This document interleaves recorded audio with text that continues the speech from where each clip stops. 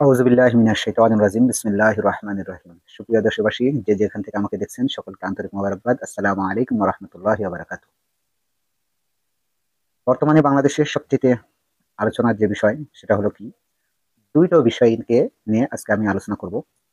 সেটা হলো এক, বিএনপি। বিএনপির যে দল, সে দলটা তারা আওয়ামী লীগ বিহীন বর্তমানে বাংলাদেশে বিএনপির যেটা প্রয়োজন সেটা হলো বিএনপির যে লোক বা ভোট ব্যাংক আছে সেটাকে ধরে রাখা। দুই, জামাত ইসলামের কাছে চ্যালেঞ্জ হয়েছে যে তাদের যে ভোট বিএনপির তুলনায় কম, তাদেরকে নতুন সমর্থক এবং নতুন ভোটার তৈরি করে বিএনপিকে পরাজিত করা। এই দুইটো বিষয় নিয়ে এখন বর্তমান বাংলাদেশের রাজনীতিতে তোলপাড় চলছে।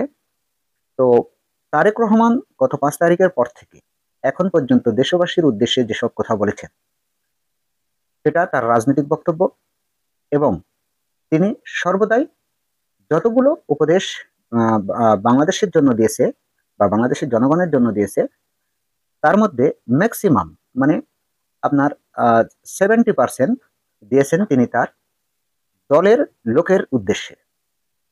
তিনি গতকাল যে একটা বক্তব্য দিয়েছেন কোনো একটা প্রোগ্রামে, ভার্চুয়ালি তিনি লন্ডন থেকে বক্তব্য দিয়েছেন, সেটাতে তিনি স্পষ্ট আরো বলেছেন যে জনগণ যা চায় এবং জনগণের সাথে সম্পৃক্ত থাকতে হবে, এবং জনরোষের যদি পড়তে হয় তাহলে এই যে 5 তারিখে যে ঘটনা ঘটলো সেটারই আবার মুখোমুখি হতে হবে। তার মানে বিএনপির যে নেতাকর্মী আছে দেশে, তাদের সবাইকে তিনি একটা বিষয়ে স্পষ্ট বার্তা দিচ্ছে, সেটা হলো কোনো রকমে জনগণের বিপক্ষে যায় এমন কোনো কর্মকাণ্ড, চাঁদাবাজ, সন্ত্রাস, ভূমি দখল, খাল দখল বা জনগণ বিরক্ত হয় এরকম কোনো কর্মকাণ্ড থেকে বা কথাবার্তার ক্ষেত্রেও জনগণ এবং দেশের মানুষ যেন বিএনপির প্রতি বিতৃষ্ণা না আসে বা বিএনপিকে যাতে নেগেটিভ না নেয়, সেই বক্তব্য কিন্তু তিনি বারবার তুলে ধরছেন।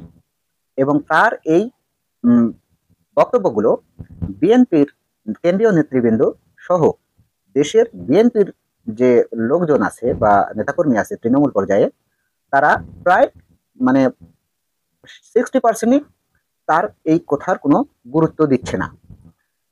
যদি দিত তাহলে এই যে 17 বছর পর আপনারা দেখলেন বেগম খালেদা জিয়াকে যেভাবে একটা মিথ্যা এবং সাজানো মামলায় যে গ্রেপ্তার করা হয়েছে, সেই গ্রেপ্তারে এবং তাকে বিদেশে একটা চিকিৎসার জন্য বিগত সরকার, আওয়ামী লীগ সরকার তাকে যেতে দেয়নি। একটা মিথ্যা এবং সাজানো একটা রাজনৈতিক মামলাতে তাকে হেনস্থা করার জন্য তাকে আস্তে তিলে তিলে মৃত্যুর দিকে তাকে ঠেলে দেওয়া হয়েছিল। এই অবস্থা থেকে বিএনপির, যেহেতু তারেক রহমান দেশে নেই, তার ভাই মারা গেছে আপনারাও জানেন, তো দলের হাল ধরার মতো যখন এদেশে কেউ নেই, তখন শেখ হাসিনাই কিন্তু বারবার বলতো যে আমার সাথে প্রতিদ্বন্দ্বিতা করবে কে, বা আমি ছাড়া দেশে সরকার হবে কে, এরকম বক্তব্য শেখ হাসিনা দিয়েছে, আপনারা দেখেছেন। তো বিএনপি যে 5 তারিখের পর থেকে এখন যেটা বড় চ্যালেঞ্জের মুখে পড়েছে সেটা হলো কি, বিএনপি যে তাদের যে ভোট ব্যাংক আছে সেই ভোট ব্যাংকটাই তারা ধরে রাখার চেষ্টা করছে, এবং এই ভোটগুলোই যেন বিএনপির বাক্সে পড়ে সেই চেষ্টাটাই তারা কিন্তু অব্যাহত রেখেছে। এবং তারেক রহমান সাহেব সুকৌশলে এবং তার বুদ্ধিমত্তা দিয়ে তিনি কিন্তু বারবার ইঙ্গিত করে শুধুমাত্র তার দলেরই নেতাকর্মীদেরকে বলছেন কোনো ধরনের উস্কানি, জনবিরোধী, গণরোষ তৈরি হয় এরকম কোনো বক্তব্য এবং এরকম কোনো কর্মকাণ্ড থেকে সর্বদাই বিরত থাকার জন্য আহ্বান জানাচ্ছেন, যেন তার যে ভোটের যে প্রজেশন, তার যে দলের যে প্রজেশন, দেশে যে তাদের যে সমর্থন রয়েছে, সেই সমর্থনটা যেন নিরঙ্কুশভাবে বিএনপি পায়। তাহলে জামাতের সাথে তারা টিক্কা দিয়ে সরকার একটা ভালো পজিশনে যেতে পারবে বলে তার ধারণা, এবং এটা আমারও ধারণা এবং দেশবাসীরও ধারণা। দুই, জামাত ইসলামীর যে বিএনপির তুলনায় ছোট দল, তাদের এই যে হিসাব নিকাশটা বিএনপি মনে করছে বা দেশবাসী মনে করছে, সেই হিসাবটা কিন্তু আজ থেকে প্রায় ধরেন যে 16 বছর কি 17 বছরে কিন্তু এই বাংলাদেশে কোনো প্রকৃত নির্বাচন হয়নি। সুতরাং এখন যারা যাদের বয়স 10 বছর ছিল, যাদের বয়স 8 বছর ছিল, সেই সব লোক ছেলেপেলেগুলো নতুন কোনো দলকে, যে কোনো দলকে ভোট দেওয়ার সুযোগ থেকে বঞ্চিত। সুতরাং এই 15 বছরের আগের হিসাব বিএনপি টেনে যদি বিএনপির অতি উৎসাহিত কিছু আহ নেতা বা যারা তৃণমূল পর্যায়ে আছেন, তারা কিন্তু নিজেরকে খুব অহমিকা এবং অহংকারের সাথে তারা কিন্তু কিছু আচরণ করছে, কিছু উদ্ধৃতি দিচ্ছে, কিছু বিবৃতি দিচ্ছে, যেটা ভোটের কৌশলে হয়তো বিএনপিকে ক্ষতিগ্রস্ত করবে। জামাত ইসলামীর তারা জানে যে বিএনপির সাথে আমাদেরকে টিক্কা দিতে হলে তাহলে আমাদেরকে সেই পর্যায়ে যেতে হবে। যার কারণে বিএনপি জামাত ইসলামের আমির ডক্টর শফিকুর রহমান 5 তারিখের পর থেকে এখন পর্যন্ত আমার মনে হয় না যে তিনি কোনো দিন প্রোগ্রাম ছাড়া রাতে ঘুমাতে যায়।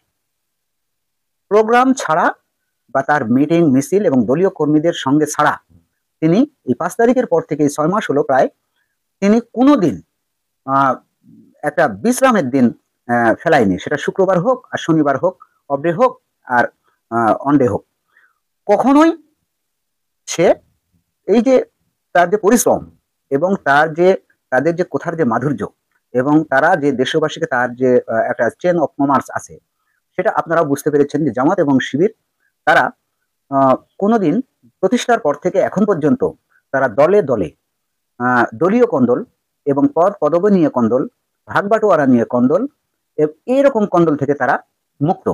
তারপরে আরেক দিক আছে, সেটা হলো কি তাদের দলের নেতাকর্মীরা সম্পূর্ণ আমিরের অনুগতশীল, যার কারণে কোনো এলাকায় কোনো স্থানে তারা দলীয় সংঘাত এবং ওই দলের আমিরের নির্দেশ ছাড়া তারা কোথাও কোনো পদক্ষেপ নেয় না। যার কারণে তিনি সুকৌশলে তার এই কর্মকাণ্ডগুলোকে সারা দেশব্যাপী ছড়িয়ে দিচ্ছেন এবং তিনি পাশাপাশি আরেকটা কাজ করছেন, সেটা হলো যে সমমাননা, তাদের যে সমমানার যে দলগুলো আছে, যারা দেশে ছোটখাটো যেসব দল আছে বা ইসলামী মূল্যবোধে যারা বিশ্বাসী করে, সেই সব দলগুলোকে একটা ঐক্যবদ্ধভাবে প্ল্যাটফর্মে নিয়ে এসে তারা একটা ঐক্য করার চেষ্টা করতে, যার মাধ্যমে তিনি বিএনপিকে টেক্কা দিয়ে রাষ্ট্রীয় ক্ষমতায় যেতে পারে এবং কোরআন এবং হাদিসের অনুসরণে ইসলামী একটা সমাজ গঠন করতে পারে। সেই পদক্ষেপে ডক্টর শফিকুর রহমান কিন্তু আস্তে আস্তে অগ্রসর হচ্ছে।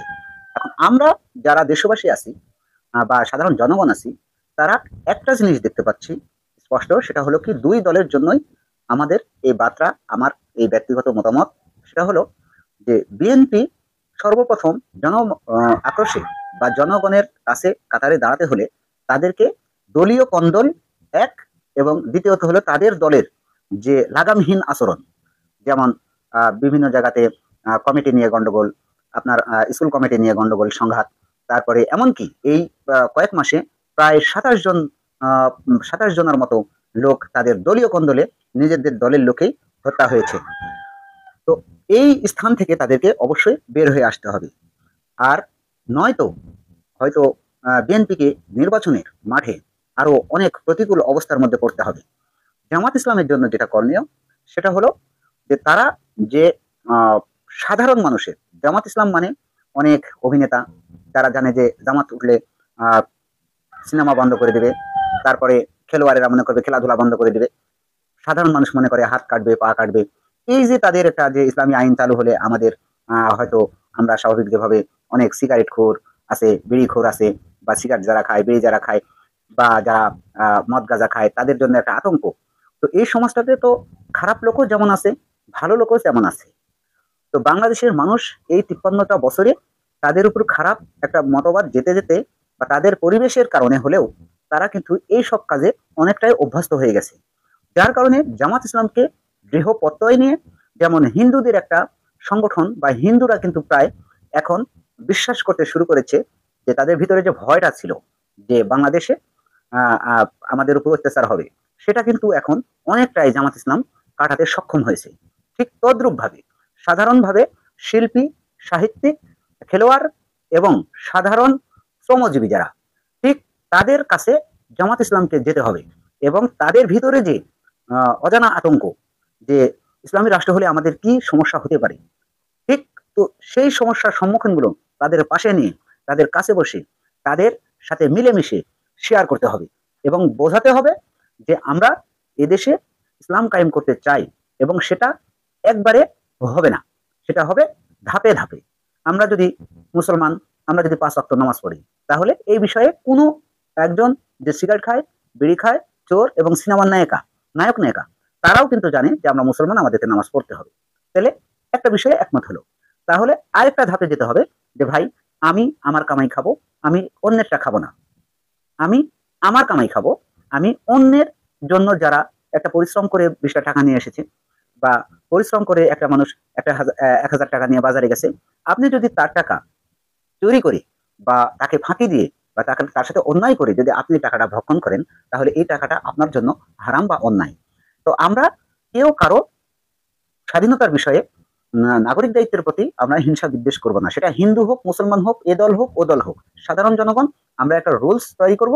সেই রুলস অনুসারে আমরা চলাফেরা করব, কেউ কারোর জন্য যেন হুমকি হয়ে না দাঁড়ায়, এরকম একটা পরিবেশ আমরা দিতে চাই। এমন একটা প্রত্যাশা, এমন একটা যদি বাংলাদেশের মানুষকে জামাত ইসলাম যেভাবে আদর্শ দিয়ে তাদের যে কথাবার্তা বা তাদের যে ব্যবহার দিয়ে যে মানুষের মন জয় করতে সক্ষম হয়েছে, আশা করি এই ভয়টা যদি তারা এই কয়েকদিনের মধ্যে বা নির্বাচনের আগ মুহূর্তে পর্যন্ত যদি এই সাধারণ জনগণ থেকে বা এই সাধারণ যারা শ্রমজীবী, যারা সাধারণ টুকটাক দোষের সাথে সম্পৃক্ত, এই লোকগুলোকে যারা যদি জামাত ইসলাম আশ্বস্ত করতে পারে যে ঠিক আছে, আমরা যদি রাষ্ট্রীয় ক্ষমতায় যাই বা রাষ্ট্রীয় ক্ষমতা যদি আল্লাহ আমাদেরকে দেয়, তাহলে আপনাদের সংশোধন হওয়ার সুযোগ করে দেব, এইভাবে তাদের ভয় যদি কাটাতে সক্ষম হয়, তাহলে হতেও পারে এদেশে বিএনপিকে টেক্কা দিয়ে ইসলামী দলগুলো এদেশে আরেকটা নতুন সরকার গঠন করতে পারে।